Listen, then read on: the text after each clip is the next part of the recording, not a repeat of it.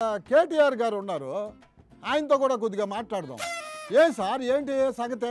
హరీష్ రావు గారు మాట్లాడుతూ రెండు మాటలు చెప్పారు. ఏం చెప్పారు సార్? సిద్దిపేట ఒకప్పుడు పందులు గుర్తొచ్చేది, మెదక్ అంటే గాడిదలు గుర్తొచ్చేది, కానీ ఇప్పుడు సిద్దిపేటలో పందులు మాయమైనా అన్నారు. మెదక్లో కూడా ఇంతకు ముందు గాడిదలు ఎక్కువగా ఉండేవి అన్నారు సార్ ఆయన. ఇప్పుడు లేవంట కదా. మెదక్లో కూడా గాడిదలు దాదాపు పోయినాయి, కొన్ని ఉన్నాయి, ఇంకా కొన్ని ఉన్నాయా?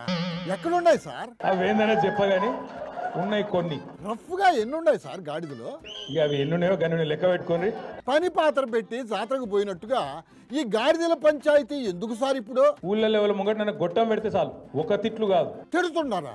అయ్యో, ఎందుకు తిడుతున్నారు సార్? తెలుగు భాషల గిన్ని తిట్లుంటాయని కూడా తెలియదు, గన్ని తిట్లు తిడుతుండ్రు. ఇప్పుడు ఎక్కడ చూసినా కూడా తిట్లు కామన్ అయిపోయాయి సార్. ఎవడన్నా రేషమున్నోడైతే ఈ పాటికి ఒక బకెట్లో నీళ్లు తోడుకొని ఆయన దుంకి చచ్చిపోతుండే. రేవంత్ రెడ్డి కాబట్టి నడిచిపోతుంది. బకెట్లో దూకడం ఏంది సార్? సిగ్గు ఇజ్జతు మానం ఏం లేవు. ఏంది సారా మాటలో? అరే నోరా మోరే అది నోరే కదా. ఇక సిగ్గు లేకుండా ఇంకా మాట్లాడతాడు రేవంత్ రెడ్డి. ఈసారి 100 గెలుస్తాడట. 100 నిజంగా 100 వస్తాయంటారా సార్? అందుకే నేను చెప్పిన 100 నీ బొందనా అని చెప్పిన. ఏంది సార్ మళ్ళా సీఎంని పట్టుకొని ఆ మాటలో?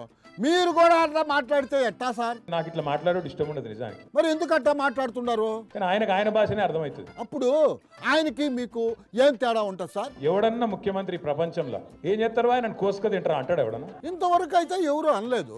చెప్పులు ఎత్తుకపోతాడేమో అని చెప్పి అపాయింట్మెంట్ ఇస్తలేరని చెప్పినోడు ఎవడు ఉన్నాడు ఇదివరకు? ఇప్పుడు వరకు ఎవరు చెప్పలేదు.